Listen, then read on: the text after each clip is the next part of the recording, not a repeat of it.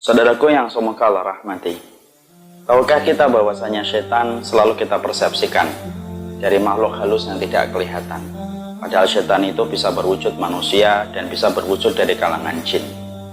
Ada salah satu perkataan salaf yang tepat untuk kita renungi ketika sebagian dari mereka mengatakan wasakit anil haqqi syaitonun akhros wan natik bil badil syaitonun natib.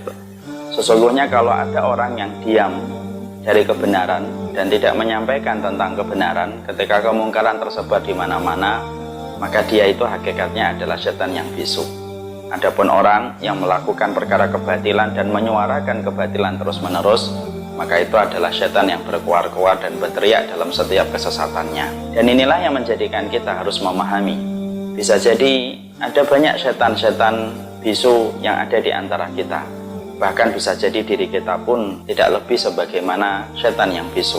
Mungkin kita berpakaian yang syar'i, mungkin kita mendapati dan menampilkan sesuatu yang islami, tapi ketika penampilan syar'i yang kita miliki menjadikan kita diam terhadap kemaksiatan, kemungkaran yang terjadi di sekitar kita, maka sesungguhnya sesyar'i apapun, kalau kita mendiamkan kebatilan dan kemungkaran terjadi, maka sesungguhnya kita pada saat itu menjadi setan yang bisu. Inilah yang menjadikan kita memahami salaf dari kalangan ulama terdahulu mengajarkan kepada kita, berislam itu bukan hanya menjadi solih untuk pribadi, tapi para ulama terdahulu mengajarkan kepada kita, selain kita mensolihkan diri, kita berusaha untuk mensolihkan keadaan di sekitar kita.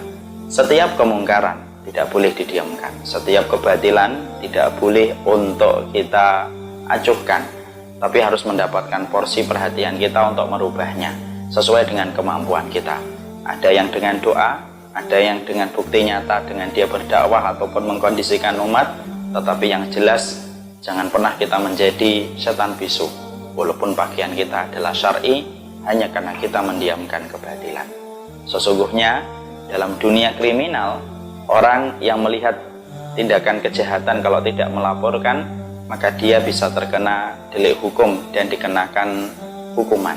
Sama pula orang yang melihat kemaksiatan walaupun dia sholih tetapi dia diam dan menjadi saksi kemungkaran itu terjadi, maka itu pun sama, dia akan mendapatkan hukuman dari Allah.